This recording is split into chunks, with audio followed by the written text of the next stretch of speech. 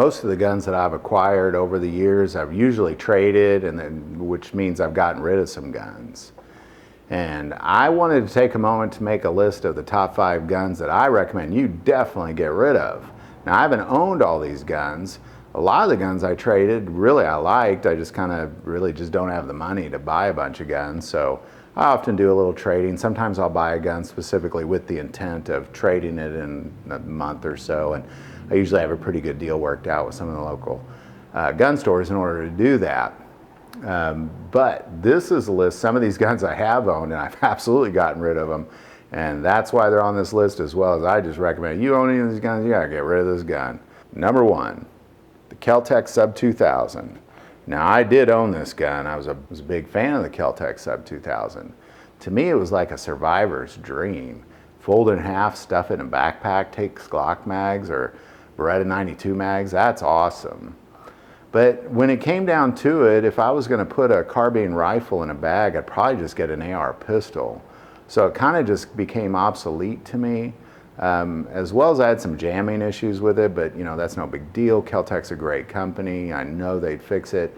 But it really just kind of became a novelty to me, and I just really feel like the Kel-Tec Sub 2000, I think most people that buy it see the benefit in its survival abilities, but in the end, there's so many better options than the Kel-Tec Sub 2000. Number 2, 6-hour P320. I'll be real honest, I've owned 2 of these, a full-size and a subcompact.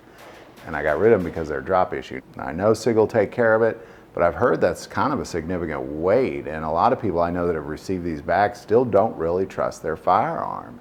If you don't trust your firearm, it's time to get rid of it. Number 3, the Smith & Wesson 500.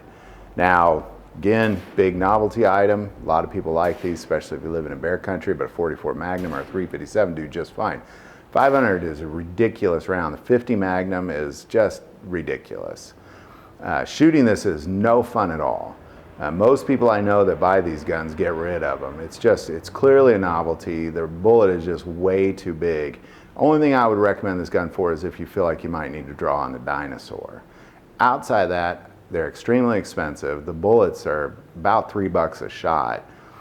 I just think there's no reason to own this firearm. My brother owns one, so he probably won't click like on this video, but it just really is what it is. I think it's a novelty item and a tremendous waste of money. Number 4, the Arsenal 2011 A1 Double Barrel 1911.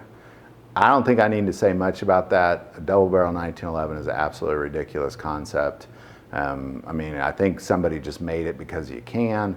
Outside that, what a terrible idea this is. There's no benefit in this gun other than it's just weird, and if you like weird stuff, then maybe get it. But what a tremendous waste of time, what a tremendous waste of money. Definitely recommend if you have it, get rid of it. And finally, number 5, every single gun that belongs to bodyguards or security for the Hollywood elites, surrounding these celebrities that hypocritically cry out to ban guns, but yet they're surrounded by these people. I say you get rid of all those guns. I'm obviously a big advocate of the Second Amendment, but this is super hypocritical. If you want me to get rid of my gun, I need to see you lose yours first. So there's my 2 cents on that.